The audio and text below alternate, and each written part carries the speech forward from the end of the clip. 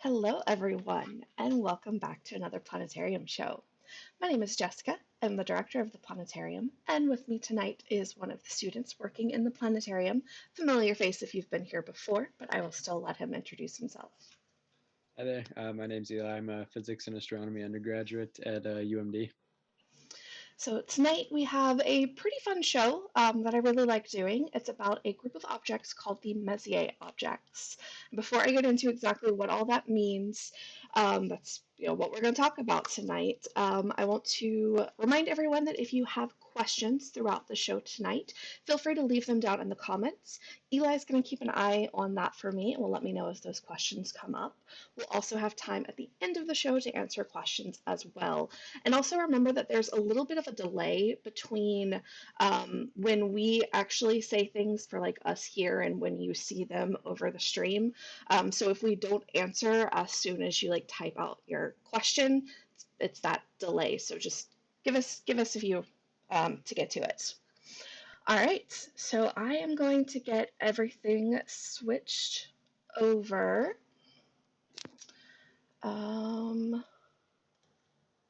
No, need to pin myself there. There we go. All right.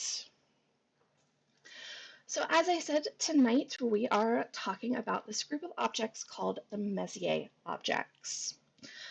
And these are them. The Messier objects are a set of 110 astronomical objects that can be seen from the northern hemisphere. So, us, especially here in Duluth. If you're in the southern hemisphere, you can see some of these, but not all of them. They're primarily more north, and so again, northern hemisphere is the best view for these. These objects, you might have heard someone say something or name them offhand. If you've ever heard someone say, when talking about an object, the letter M and then a number, so like M42, what they're referencing is the Messier objects. That M is for Messier, and the 42 is the 42nd object in the group, in the catalog. And so you can see there are 110 of them here. And these represent some of the brightest deep sky objects that can be seen for us here in the Northern Hemisphere. What do I mean by a deep sky object? Well, those are things that are outside of our solar system. So we're not talking about comets or asteroids or planets or anything like that. These are things that are outside of our solar system, some of which are actually outside of our own galaxy, and we'll talk about that. Some of the Messier objects can be seen with your naked eye, so you don't need to have a telescope or anything for them. Many of those that you can see with the naked eye, though, do require pretty dark skies. And there are also a lot that you can't really see with your naked eye, but you can easily find with a small telescope. So we're talking, a 4-inch telescope or a powerful set of binoculars, and you can easily find these objects. So the Messier objects, we can see here, are labeled with these kind of yellow dots. Yeah, we'll say dots. So you can see how they're kind of distributed well around the entire sky, but primarily in the northern part. But there are Messier objects that you can find all year round. And we're going to tell you about some of the brightest, most interesting ones and give you some tips on how to find them yourself. But let's start a little bit with a little bit of history into what exactly is going on here. So on the left is French astronomer Charles Messier. He's the guy that the catalog is named after. And Charles Messier was actually not interested in looking for these deep sky objects. What he really wanted to find were comets. But as he was scanning the night sky night after night for comets, he kept being tricked by these deep sky objects that kind of look like comets at first. They're small and fuzzy, but upon further inspection, you realize they're not actually comets. And because Messier kept getting tricked by these, he got really frustrated and decided to make a list of all of these objects that he was mistaking for comets and list kind of their coordinates in the sky so that he would have that for future reference and know, oh no, I've already looked at that, that's not a comet. So in 1774, Messier and his assistant, who is over here on the left, Pierre Machine, I don't speak French, so I have no idea if I'm saying that correctly, but Messier and his assistant Pierre created the first list of these objects. And at the time, there were 45 objects on that list. Some of them were already known, had been discovered previously by earlier astronomers, but 18 of those 45 objects were actually discovered by Messier and his assistants. Now, by 1784, so about 10 years later, that list of 45 had grown to a list of 103 objects, and the list as we know it today is at 110. So that's kind of the origin for this Messier catalog of objects.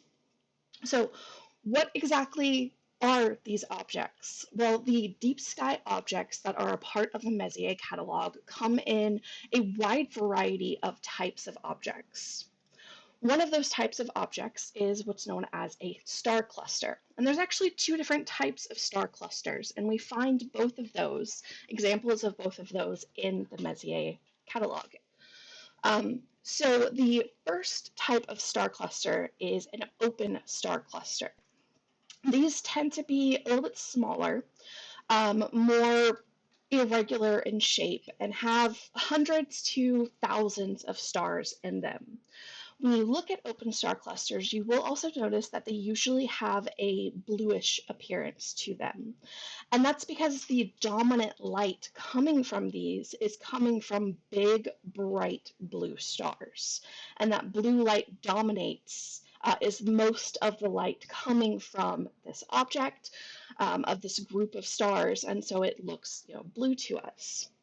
And that blue color actually tells us that this group of stars is relatively young. Those big, hot blue stars have pretty short lifetimes, at least in astronomical scales.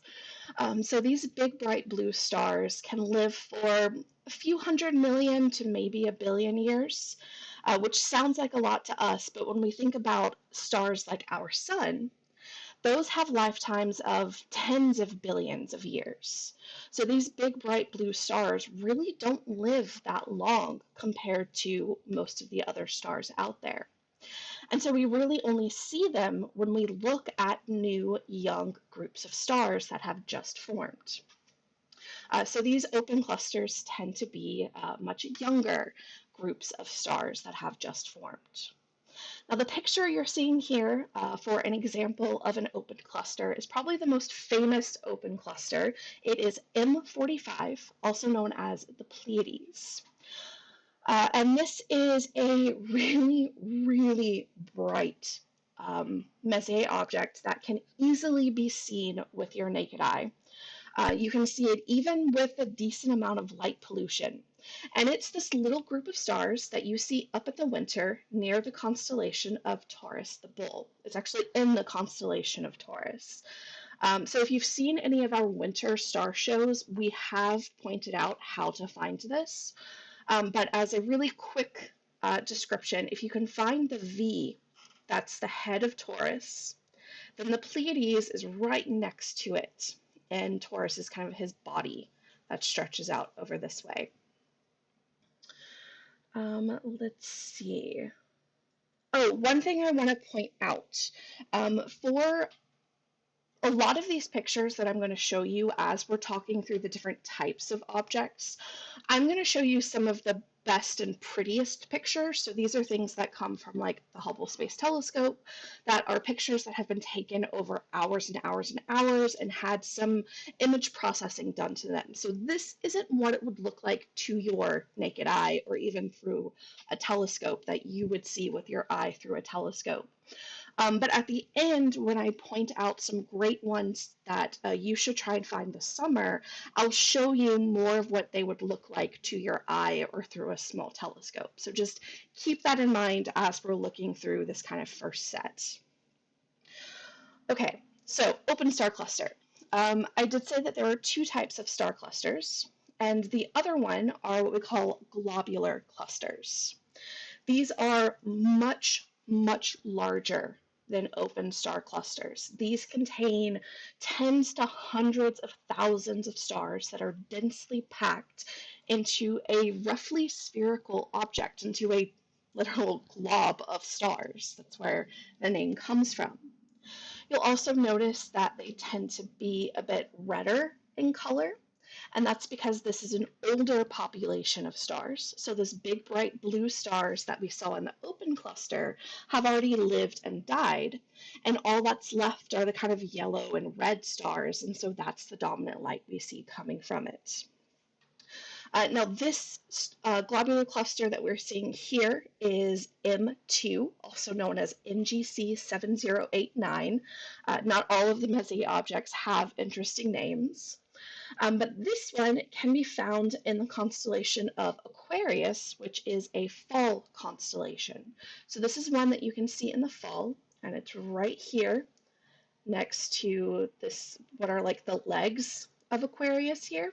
It's right next to his right leg. This is an object that is best seen through a small telescope or a pair of binoculars. It is possibly visible to your naked eye, but you'd have to be in super, super dark skies with no light pollution, including not having the moon up in the sky in order to be able to see that. All right, in addition to star clusters, another type of object that we see in our Messier objects are nebulae. So a nebula is a giant gas cloud in space. And just like there are multiple types of star clusters, there are also multiple types of nebulae. The first type are called star-forming regions, because that's exactly what they are. Within these giant clouds of gas and dust are forming stars. And these are huge. We're talking thousands and thousands and thousands of solar systems forming within them. The most famous star-forming region is M42, the Orion Nebula, named because it is found in the constellation of Orion, so another winter time object. And you can find it right here in Orion's sword that hangs below his belt. So that middle, what looks like star in the sword is actually this giant gas cloud of the Orion Nebula. It is bright enough to be seen by the naked eye if you are in decently dark skies. You won't see, obviously, as much detail as this. It'll look more like you're seeing here, where it's going to be a very fuzzy light source. So it's not going to be a nice and distinct point of light like a star, but it'll be more of like a fuzzy blob. But of course, looking through a telescope, you'll start to see more of the actual shape and structure, and some of the color as well. This is probably one of my favorite objects to look at in the winter because it is beautiful through a telescope. The next type of nebula that we could have is called a planetary nebula. And despite the name, it actually has nothing to do with planets. So a planetary nebula is what's left behind after a star like our sun dies. At the end of its life, a small star, like our sun, is going to slowly puff up and get bigger and bigger. But as it gets bigger, those outer layers start to not be held on very tightly because gravity gets weaker with distance. So the bigger the star puffs up, the looser a hold it has on those outer layers, and those outer layers start to just float away. And so during this end-of-life process, as those outer layers of the star, as it puffs up bigger and bigger, start to float away, you end up being left with the core of the dead star at the center. We call that a white dwarf. And surrounding it is all of that gas that was pushed away as that star expanded while it was dying. And because it's still very hot, it glows. And the colors that we see are associated with the different types of atoms and elements that are within that glowing gas cloud. And so the name Planetary Nebula is from the general appearance. When early astronomers started seeing these through a telescope, they kind of looked like what a planet looks like. So if you were to look at Uranus or Neptune through a telescope, they look pretty similar to that. But they actually aren't planets and have nothing to do with planets.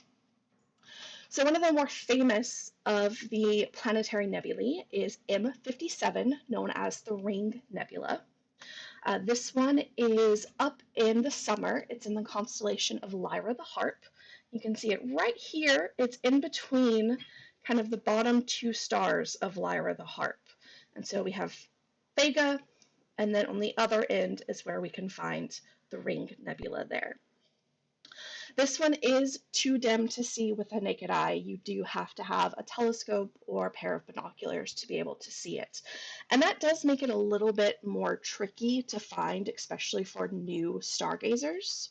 But the trick is to find those two stars that it's between and just try and scan the sky between them until you can pick it out. All right, the last type of nebula is a supernova remnant. This is also the result of a death of a star, but this is what happens when really, really big, massive stars die. Instead of gently expanding and puffing out those outer layers, massive stars end in an energetic explosion that we call a supernova. And when the star explodes, it blasts out all of the gas that made out the star. That make up the star, and that hot gas that was blasted away by this explosion for a while glows, and that's what we call our supernova remnants. And so you can see these tend to be much more chaotic in structure because an explosion is a pretty chaotic event. One of the more famous supernova remnant is M1, known as the Crab Nebula. And this one is also in Taurus. So remember that Pleiades, our open star cluster, is in the body of Taurus. And M1 here is right up next to its left horn tip. And so that is where our supernova remnant is. This one is also too dim to see with the naked eye.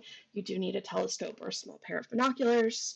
But what's really interesting about this supernova remnant is we actually have records of early astronomers who saw the supernova event that took place that created this supernova remnant. The supernova happened in 1054, and there are records from Chinese astronomers who said that they saw temporarily a new bright object in that location for a couple of weeks before it faded away, and that was the light from that supernova that they were seeing, which is just really cool. All right, the last type of object that we have in our Messier objects are galaxies. And galaxies come in three main types. Spiral galaxies, which we see here, are a lot like our own galaxy that we live in, the Milky Way.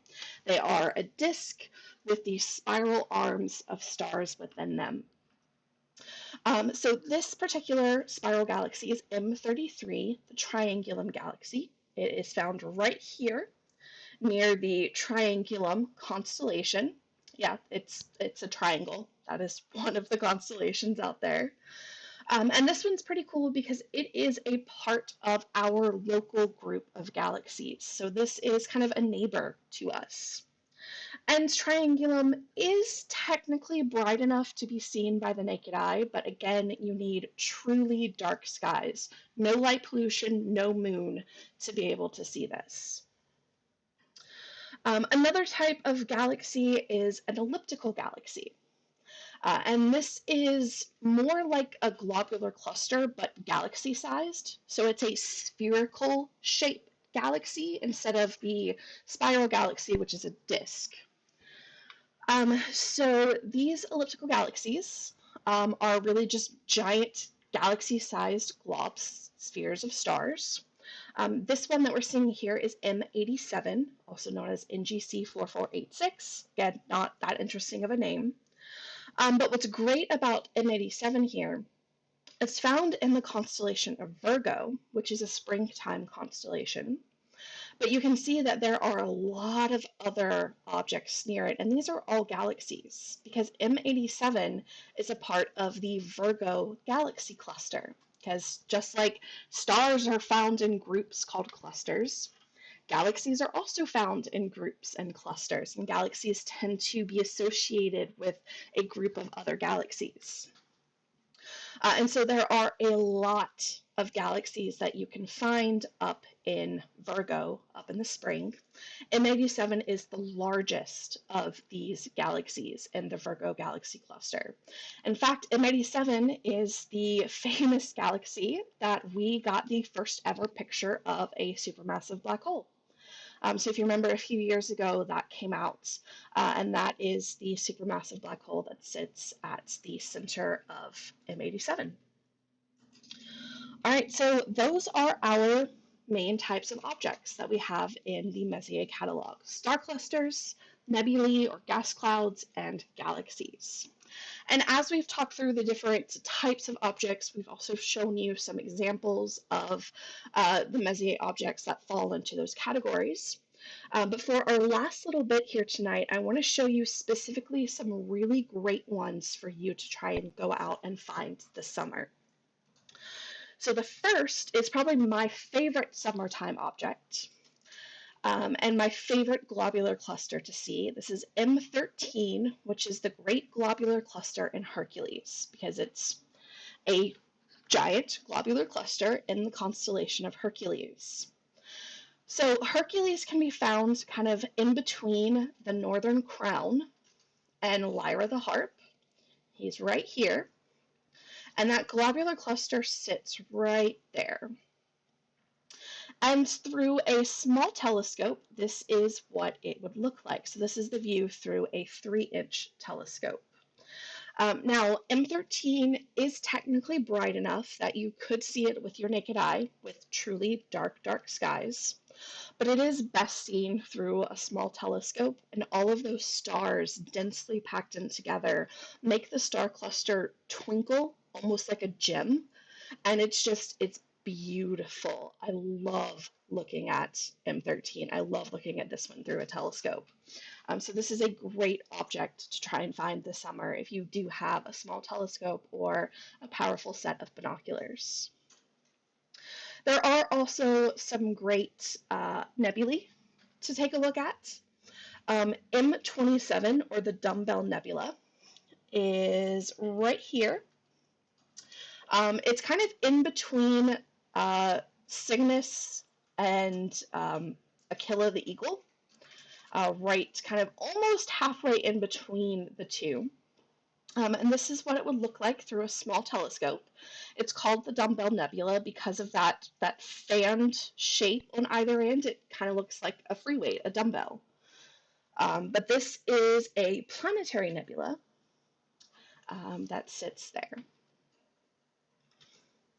There are also a lot of really great nebulae up in the summer around the constellation of Sagittarius, because Sagittarius does sit right in the Milky Way, right in the plane of the Milky Way galaxy.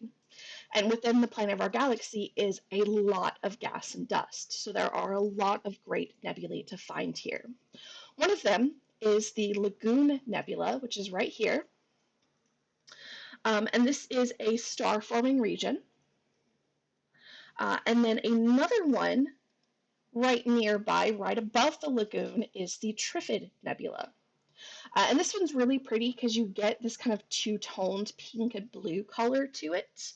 And this is actually a star cluster that is still surrounded by the gas cloud that it's forming in. So you get not just the bright stars of the star cluster, but you also get a nebula as well. And then, of course, probably the number one object that you should try and see this summer and fall is the Andromeda Galaxy. So the Andromeda Galaxy is in the constellation of Andromeda, but the easiest way to find it is actually using the W of Cassiopeia. By using this half and turning it into an arrow, it actually points you to the little fuzzy blob that is the Andromeda Galaxy. And yes, you can see this with your naked eye. You do not have to have a telescope to see it. The Andromeda Galaxy is the closest galaxy to us at 2.5 million light years away. And it's just kind of crazy that we are able to see with our naked eye an entirely separate galaxy from ours. The Andromeda Galaxy is also part of the local group of galaxies that the Milky Way is a part of. And it's actually the largest galaxy in the local group. It's bigger than our galaxy. So while you can see it with your naked eye, all you're going to see is a fuzzy blob. But through a small telescope, you can start to make out more of the actual shape and structure of the galaxy. So there you go. Those are the Messier objects, some great examples of the different types of objects you can find, and a short list of fun ones that you can go out and try and find this summer. And that, oops, let me switch back over. Here we go. Is the end of our show. All right. Eli, do we have any questions? No, no questions. No questions. All right. Well, if anyone does have questions, now is a good time to leave them down in the comments. Eli, do you have any favorites of these? I'm kind of ashamed to say it, but I've never had very much prowess, like setting up and adjusting a telescope. So I haven't had huge opportunities to find any. I mean, I feel like the Andromeda Galaxy is pretty hard to beat. I feel like it's pretty cool. I mean, I yeah.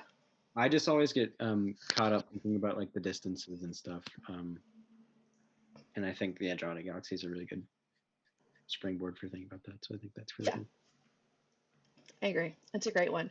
And a good one to like start with because it is so easily seen with your naked eye. Mm-hmm. That it's also easy to end up pointing binoculars or a telescope at because you can see it without the telescope. So you Right. can better align it and therefore set it up and line it up. So it's a really great kind of beginner deep sky object to look at. Yeah. Speaking of, I do have a number of different resources in the video description if you're interested in looking into more information about these.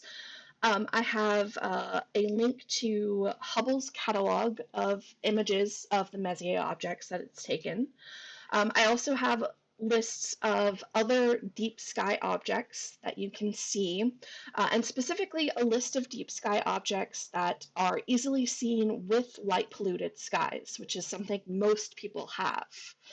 So these are the objects that you could try and find without really having to travel too far out away from home. And then also I have a link to Stellarium because I did use that, those last sets of images, the ones that we were pointing out specifically for this summer.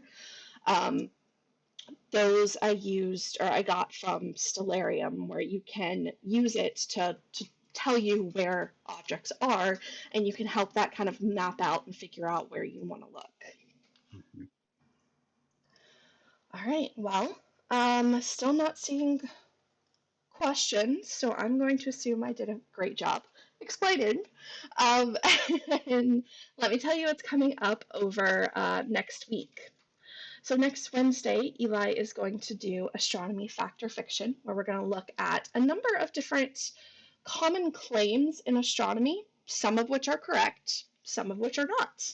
And so join us Wednesday next week to learn more about that. And then next Saturday, we are going to go on a tour of the solar system because it's been a while since we've gone out and visited the planets. So we're gonna do that on Saturday. All right. Well, I guess we will wrap it up there then. Um, and yeah, thanks everyone so much for joining us. We hope you enjoy the rest of your weekend, and we will see you again next time. Bye, everyone.